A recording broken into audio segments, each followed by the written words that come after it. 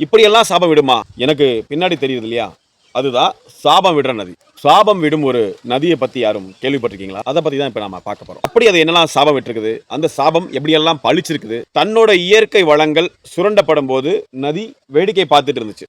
நதின்னு சொல்றது நான் நதியை சொல்லல, இந்த நதியிலேருந்து தண்ணி எடுத்து குடிச்சிட்டு இந்த உடம்பு வளர்த்தோம் இல்லையா, இந்த உயிர் இயற்கை வளங்களாகிய அந்த மணல் டன் கணக்கில் 1 டன் 2 டன் இல்ல 1000 டன் 2000 டன் இல்ல 1,00,000 டன் 2,00,000 டன் சொல்லி இதை வகைப்படுத்த முடியாத அளவுக்கு மலையிலேருந்து ஆரம்பிச்சு கடல் வரைக்கும் இந்த நதியில இருந்த மொத்த மணல் பரப்பையும் சுரண்டி எடுத்துட்டாங்க. இந்த நதி நீரை எடுத்து குடிச்ச நம்ம எல்லாம் வேடிக்கை பார்த்துருந்தோம். மொத்த திருநெல்வேலி ஊர் மக்களும் இந்த ஆற்று மணலை எடுத்து ஒவ்வொரு தனி மனிதனுக்கும் திருநெல்வேலிக்காரங்க அத்தனை பேருக்கும் வீடு கட்டியிருந்தாலும் இன்னும் பல லட்சம் டன் மணல் இந்த ஆற்றுல மிச்சம் இருந்திருக்கும். ஆனா இந்த ஆற்று மணல் என்னாச்சுன்னா கமர்ஷியல் ஆக்கப்பட்டுச்சு. வெளி மாநிலங்களுக்கு, வெளிநாடுகளுக்கு, வெளியூர்களுக்கு விற்பனை செய்யப்பட்டுருச்சு. அதுக்கப்புறம் தான் ஒரு முக்கியமான செய்தி இந்த ஆறு சொல்லாம சொல்லுச்சு. என்னன்னா, என்னோட இயற்கை வளங்களை எடுத்து சாப்பிட்டவங்களை நான் சபிப்பேன் அப்படின்றத உறுதியா சொல்லுச்சு. சிறந்த உதாரணம் தான் மணல் அள்ளி வெளியில வித்தவங்க யாருமே உருப்படல. பெரிய பெரிய அதிகாரத்தில் இருந்தவங்களே ஆரம்பிச்சு உள்ளூர்ல இருந்த தாதாக்கள் வரைக்கும் ஒரு தலைமுறையோட முடிஞ்சிருச்சு. அவங்க சகாப்தமே முடிஞ்சிருச்சுங்க. அப்படி ஒரு பெரும் சாபத்தை கொடுத்த நதி தான் நம்ம பொருணை நதி. ரொம்ப பெரியவங்கலாம் இந்த வீடியோ பார்ப்பீங்க. நீங்களே சொல்லுங்க, இந்த பொருணை நதியில எவ்வளவு மணல் இருந்துச்சு சார். பொருணை நதி பார்க்கறதுக்கே அழகா இருக்கும் சார். எங்க போனாலும் மணலா இருக்கும். இந்த ஆடி மாசத்துல நம்ம தண்ணி பரப்புக்கு வர்றதுக்கு மணலை தாண்டி வரும்போது காத்தடிச்சு அந்த காத்துல அந்த மணல் துகள்கள் பறந்து வந்து இப்படி மேல படும்போது பயங்கரமா வலிக்கும். கோடை காலங்கள் ஓடுற தண்ணி வெப்பமா இருந்தாலும் ஊத்து தோண்டி குடிக்கிற தண்ணி ரொம்ப குளுமையா இருக்கும். அதெல்லாம் நாங்கள் அனுபவிச்சோன்னு நிறைய பேர் சொல்லுவீங்க.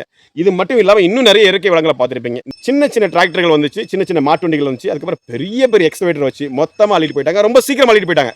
அவங்க என்ன நினைச்சாங்கன்னா இப்போதான் நம்மளால சம்பாதிக்க முடியும்னு நினைச்சாங்க. ஆனால் அவங்க சம்பாதிச்சதை விட பல மடங்கு இழந்துட்டாங்க. இன்னைக்கு அவங்க கிட்ட ஒண்ணுமே இல்லை. பதவி இல்லை, பணம் இல்லை, பொருள் இல்லை, அருள் இல்லை, எதுவுமே இல்லை. சாபம் மட்டும்தான் இருக்குது அவங்க கிட்ட. எப்படி நம்ம உடம்புல வந்து மேல் சதை இல்லாம வலிச்சு எடுத்தா நம்மளால எப்படி உயிர் வாழ முடியாதோ அதே சூழ்நிலையில தான் அது இருக்குது. முக்கியமான பிரச்சனை அங்கேயும் தான் ஸ்டார்ட் ஆச்சு. இன்னைக்கு நதிக்குள்ள துணி போடுறாங்க சார், நம்ம வேதனைப்படும் போது யாரும் கேட்கல. எப்படி நாம கேட்போம்? இந்த நதியில இறந்தவர்களோட துணியை போடுறாங்க, இந்த நதியில வந்து சாக்கடை விடுறாங்க. நடக்கக்கூடிய எந்த அநியாயத்தையும் நம்ம கண்டுக்கிறதே இல்லை. நிரந்தர நோயாளி ஆக்கப்பட்டு சாகுற கண்டிஷன்ல இருக்குது. நதியை சுரண்டும் போதும் கண்டுக்கல, நதியில குப்பை போடும் போதும் கண்டுக்கல, நதியில சாக்கடை பதம் போதும் கண்டுக்கல, நதியில இறந்தவங்க துணியை போடும் போதும் கண்டுக்கல, நதியில இருக்கக்கூடிய அத்தனை சோலை காடுகளையும் நெருப்பு வச்சு அழிக்கும் போதும் கண்டுக்கல. இப்ப கண்டுக்கலன்னா நம்ம எப்ப கண்டுக்க போறோம்? இந்த நதியோட சாபம் யாருக்கெல்லாம் பிடிக்கும் அப்படின்னா, இந்த நதியோட தண்ணியை குடிச்ச அத்தனை பேருக்கும் இந்த நதியோட சாபம் கண்டிப்பா வரும். ஏன் சார், நாங்க துணியே போடல, நாங்க சாக்கடை விடல, நாங்க குப்பை போடல, எங்களுக்கு எதுக்கு அந்த சாபம் அப்படின்னு நீங்க கேட்பீங்க.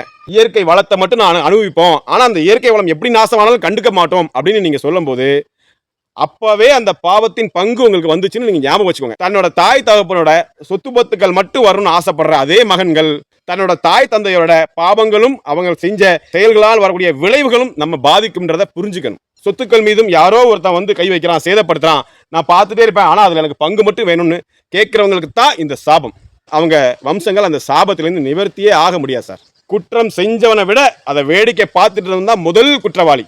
அப்படித்தான் இந்த நதி பால் படுறதையும், இந்த நதியோட இயற்கை வளங்கள் சூறையாடப்படுறதையும், இந்த நதி இன்னும் சிதைக்கப்படுறதையும் பார்த்து வேடிக்கை பார்த்துக்கிட்டு கொண்டு இருக்கும் இந்த பொருணை நதியின் நீரை பருகி கொண்டிருக்கும் அத்தனை பேரும் குற்றவாளிகள், சாபத்திற்கு ஆளாக மனிதர்கள். இந்த சாபத்தை எப்படி சார் நம்ம போக்குறது? நீங்க ஒன்னே ஒன்று மட்டும் பண்ணுங்க, தயவு செஞ்சு மக்களை விழிப்புணர்வு செய்யுங்க. இல்லை என்றால் இந்த பொருணையின் சாபம் இந்த பொருணை நதி நீரை பருகின அத்துணை பேரையும் விடாது.